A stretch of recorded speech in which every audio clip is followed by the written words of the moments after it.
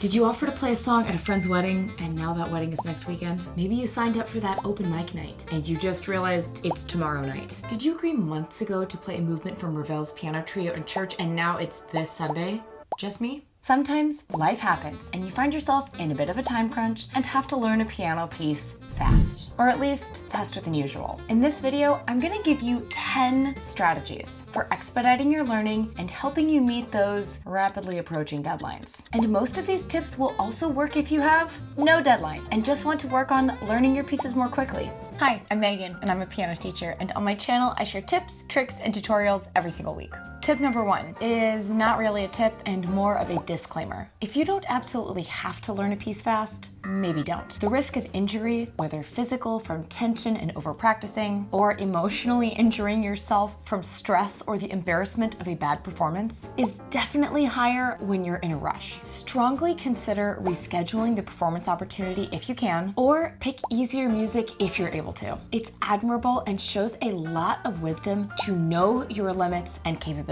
But if you're going ahead with the performance as planned, let's get back to the actual tips. Tip number 2, listen to your piece, but not too much. The goal here is not to try to learn your whole piece by ear. I'm operating under the assumption here that we're using some kind of sheet music, and that's how you usually learn pieces. Playing by ear is a totally valid and important way of learning music in many styles. For this video though, we're gonna assume you're using sheet music. Having a clear idea of what your piece is supposed to sound like is going to help you detect errors more easily, learn tricky rhythms that are sometimes easier to pick up by ear, and get a general idea of dynamics, phrasing, and overall expression for the piece. Now, be careful with listening too much. Although Marta Argerich famously claimed that she had learned pieces by listening to them in her sleep, us mere mortals are gonna need actual practice time. You also don't want to get so locked in on the performance tempo that you have to battle to practice slowly, which is going to be an important part of our practice strategy. Once you've listened to your piece, tip number 3 is to do what I call a rough run of the piece. Do a basic sight read through of the whole thing, and we're going to assign either green, yellow, or red to each measure or section. Green means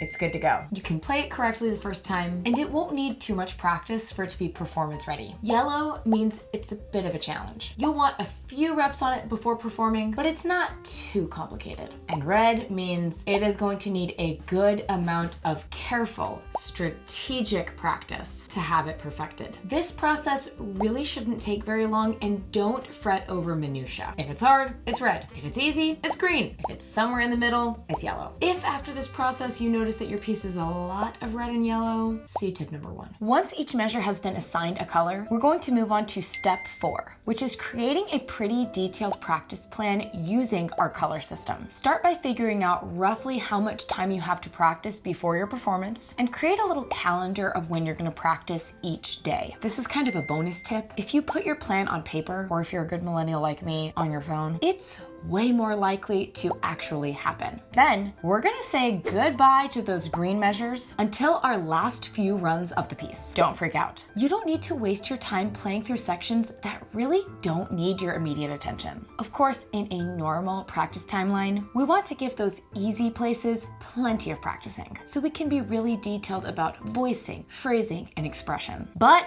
we don't have time for that now. We're going to focus on those red measures and sections first, and prioritize lots of time for those sections in our practice calendar. This is both a practical and psychological choice. From a practical perspective, those will probably need the most time, so you want to allot sufficient practice time to those measures. Psychologically, once you can play the toughest measures, your whole mindset around the piece is going to shift. We're going to move from a place of anxiety to a place of confidence. And in the greatest oxymoron of human psychology, when we're really anxious about something, we tend to avoid it. So the more anxious you feel about the piece, the less likely you are to practice it, which will make you more anxious about the piece, which will make you less likely to practice. Do you see the problem? So mastering those tricky spots is going to make you feel like the rest of the piece is a breeze. Once you have those red measures adequate, not perfect, but to a point where you could perform them without it being a total disaster, we're going to add the yellow sections into our practice, and again, work those until they are adequate. adequate. Strategies for how to even get these red and yellow measures adequate are in the next few tips. We're talking big picture first. At this point, I would start doing some complete runs, adding your green measures back in, so you can make sure every seam and transition is good to go. The amount of polishing you can do is really going to depend on how much time you have left. But if you have a little bit of time for that, clean pedaling and some nice dynamic contrasts are going to go the farthest when it comes to making your piece sound professional. Now let's get into some powerhouse practice techniques to help you nail those tricky spots. Tip number 5 is to mark your music and identify chords. Rather than missing those clef changes, key signature changes, time signature changes, tricky sharps or flats, or extreme ledger line notes, just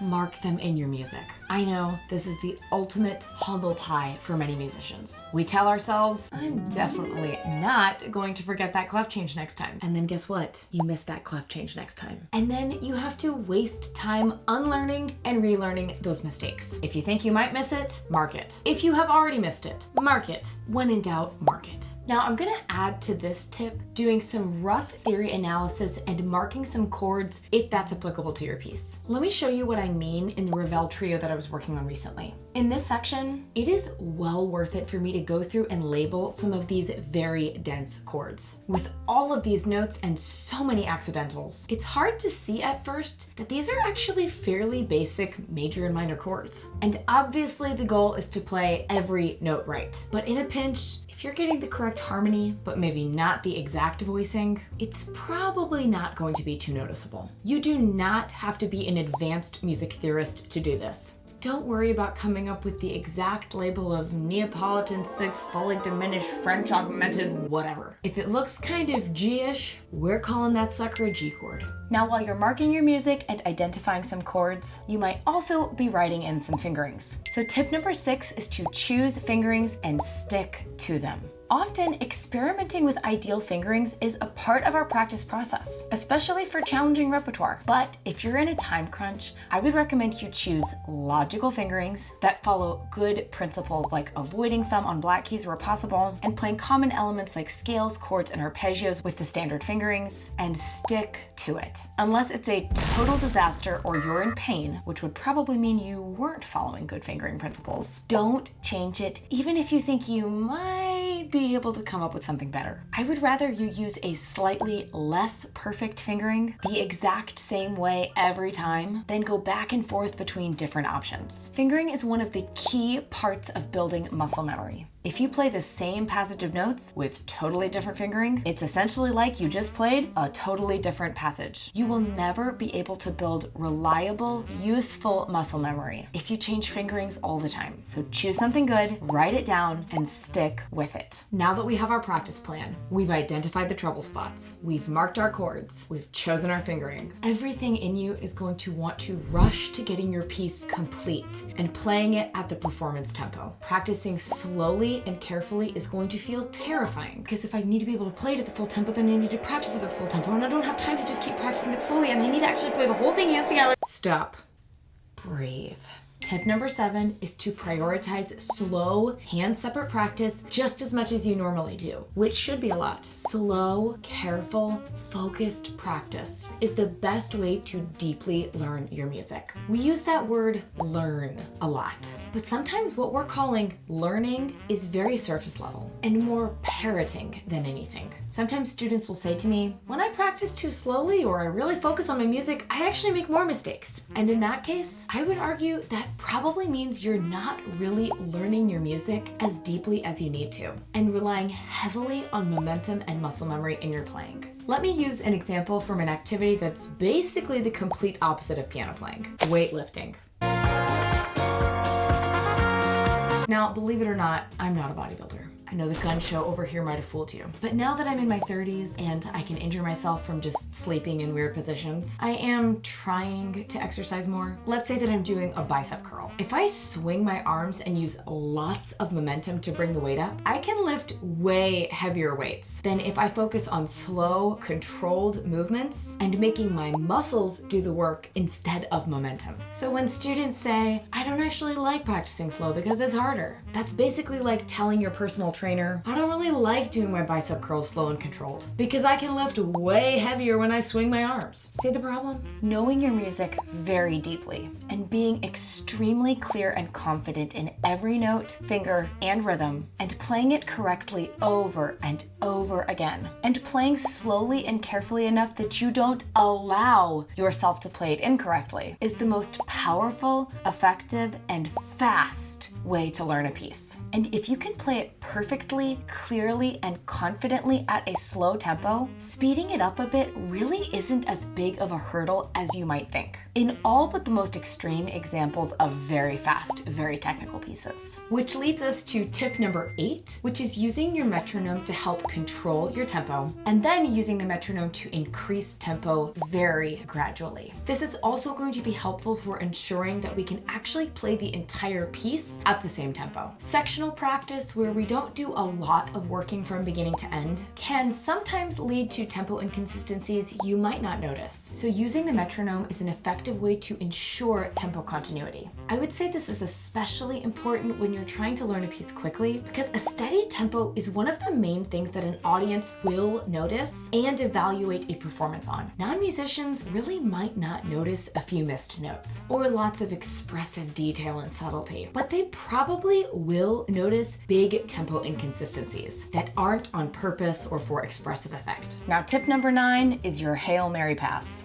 If you have to, make edits to your piece. Again, I refer you to tip number 1. If you can't play the piece as written, I would heavily consider doing something else or rescheduling. But there are some scenarios where it makes sense or is necessary. If you're playing a long piece or a popular song, especially in a fairly casual scenario like an open mic night or a friend's Christmas party, it's probably not a big deal at all to make some cuts and not play the entire piece. If it's a pop song, play your main verse and chorus and feel free to leave out that tricky bridge. If it's a classical piece, play that main theme that everybody knows and leave out that nasty B section. And if you're accompanying or playing in an ensemble of some kind, it's probably not a big deal to simplify in a few places, leaving out some octaves or super fast runs. In the Ravel trio, since I was so pressed for time, there are some sections where it's written in 3 staffs, and in a few measures, I left out some chords in the middle staff. Again, I wouldn't recommend this as a part of your usual preparation, but it is a little more common when accompanying. And I would argue that making some purposeful edits is way better than making unintentional mistakes in the final performance. Finally, the hardest part to prepare for in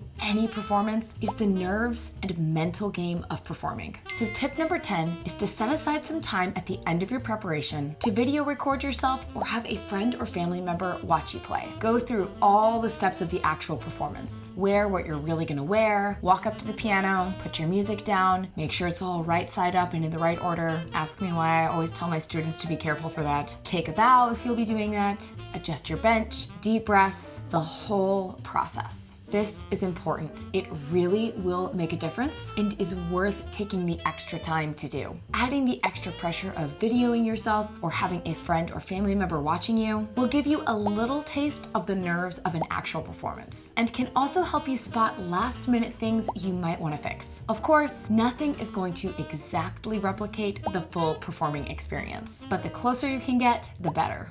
I hope you found these tips helpful. Some are specific to trying to prepare a piece in a time crunch, but most would apply if you're just trying to maximize and expedite your regular practicing. And if you give any of them a try, I would love to know how it goes. As always, thanks for watching and happy practicing. We can't have the end of a video without a little bit of cat content.